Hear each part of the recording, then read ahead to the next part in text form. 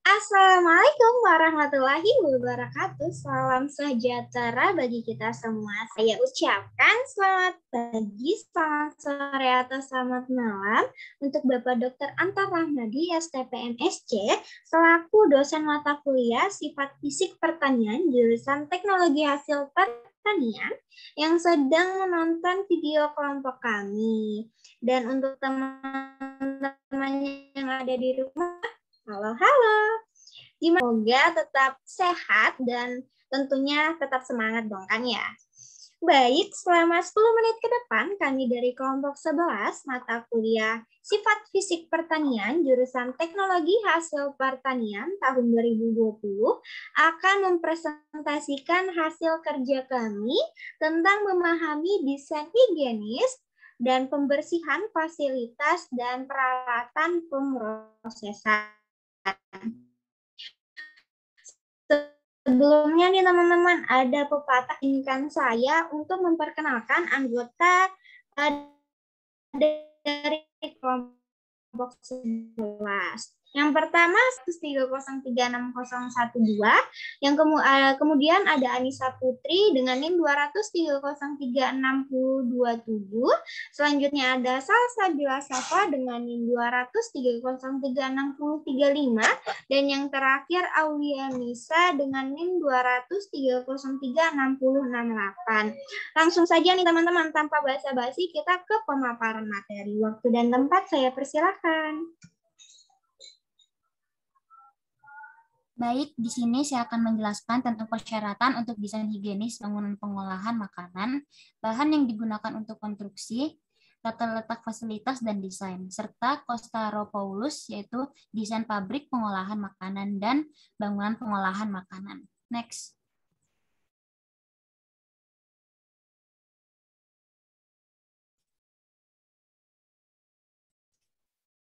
Satu, penutup lantai polimer. Sejumlah penutup lantai polimer dirancang khusus untuk digunakan di area pengolahan makanan. Misalnya bahan lantai eksposi mulus, metil metrakrilat, atau poliuretan tidak licin dan tidak keropos. Tahan terhadap goresan dan kerusakan peralatan, tahan terhadap asam, minyak, air panas, dan bahan kimia. Next. 2. Pembersih lantai. Pembersih lantai untuk mencegah akumulasi tanah dan disegel untuk mencegah pengumpulan air. Desain bangunan ini memastikan jumlah dan ukuran drainase lantai yang memadai. Desain dan pemasangan floor drain memungkinkan akan dibersihkan dan dipelihara. Keduanya memiliki panggangan untuk mencegah potongan makanan masuk ke saluran pembuangan. Selanjutnya akan dibacakan oleh Anissa Putri Tifalda. Desain sanitas cocok untuk digunakan di bangunan pengolahan makanan. Pengolahan makanan dirancang untuk memenuhi persyaratan sanitasi sebagai berikut. Yang pertama, mudah untuk sepenuhnya membersihkan semua permukaan untuk meminimalkan risiko sarang hama dan mikroorganisme yang akan mencemari makanan. Yang kedua, makanan bergerak melalui suatu proses dengan cara mencegah makanan olahan terkontaminasi oleh bahan mentah yang masuk.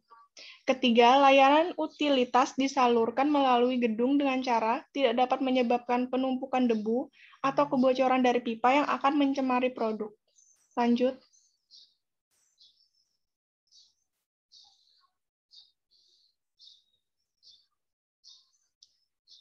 Tergantung pada jenis proses dan iklimnya, pemanasan, ventilasi, atau pengkondisian udara mungkin diperlukan untuk menjaga suhu dan kelembapan yang diperlukan dalam pengkondisi yang menggunakan saluran udara, dirancang, dipasang, dibersihkan, dan dirawat.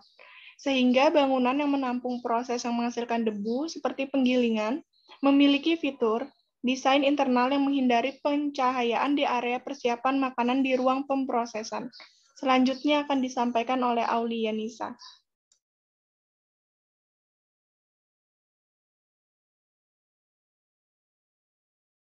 Baik, terima kasih. Kualitas air yang dibutuhkan untuk penggunaan yang berbeda dapat dikelompokkan menjadi 4. Yang pertama, air proses yang dapat diminum yang digunakan untuk memasak atau ditambahkan langsung ke produk. Yang kedua, air untuk keperluan umum yang digunakan untuk mencuci bahan, mentah, dan peralatan pembersih. Yang ketiga, air pendingin yang tidak bersentuhan dengan produk makanan atau wadahnya. Yang keempat, air umpan boiler tidak perlu diminum, tetapi digunakan untuk mencegah penumpukan. Next.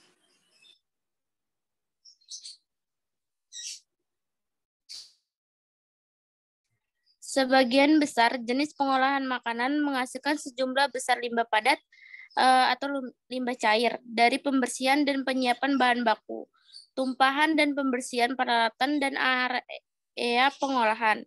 Komposisi limbah dan limbah bervariasi sesuai dengan jenis makanan yang diproses. Misalnya, proses buah dan sayuran menghasilkan limbah dengan konsentrasi gula dan pati yang tinggi serta limbah padat seperti kulit. Sedangkan limbah pengolahan daging dan susu mengandung proporsi lemak dan protein jenis limbah yang lebih tinggi dan urutan proses dan operasi untuk pengolahannya. Next.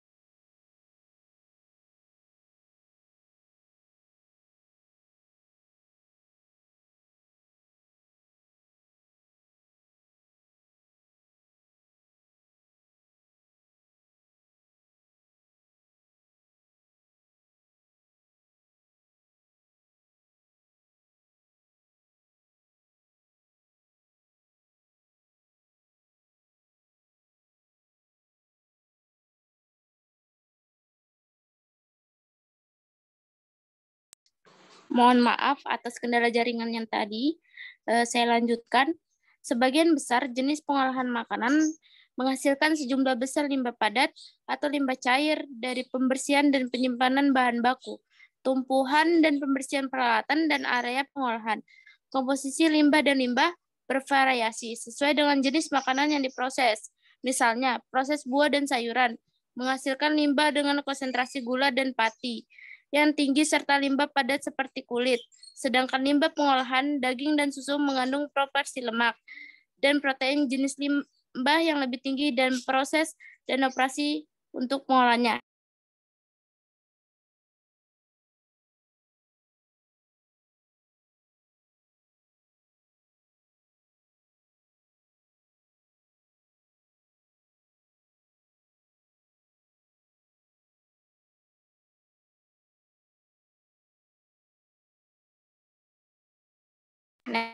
Contoh limbah dari makanan, pengolahan makanan, semua peralatan yang digunakan untuk menangani atau memproses makanan harus dirancang untuk mesin yang digunakan untuk memproses makanan yang memiliki resiko keamanan tinggi bagi konsumen, informasi tentang desain higienis dan pemeliharaan peralatan, termasuk undang-undang dan bahan konstruksi.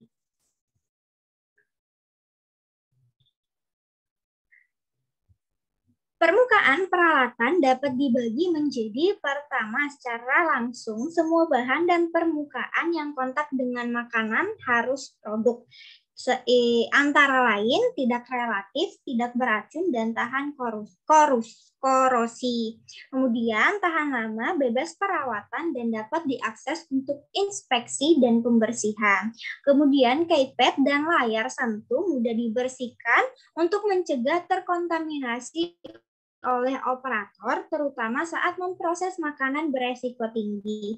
Yang kemudian ada bahan pengasing dalam senyawa pembersih, menghilangkan sejumlah kecil garam. Lalu ada dua jenis kelas sanitizer yang digunakan pada peralatan pengolahan makanan.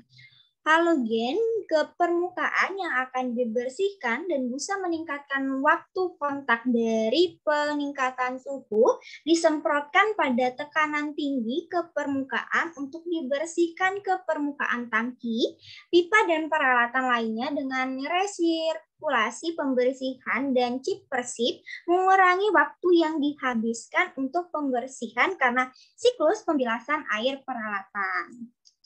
Nah, gimana nih teman-teman? Semoga yang kami sampaikan teman-teman bisa memahami dengan baik dan semoga teman-teman yang tadinya tidak tahu nih menjadi tahu setelah menonton video kami.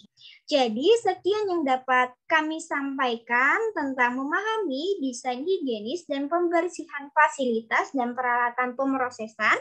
Semoga ilmu yang kami berikan ini dapat teman-teman pahami dan cermati dengan baik. Kurang dan lebihnya mohon dimaafkan, ambil baiknya dan buang buruknya. Saya mewakili teman-teman kelompok 11 pamit undur diri. Wassalamualaikum warahmatullahi wabarakatuh.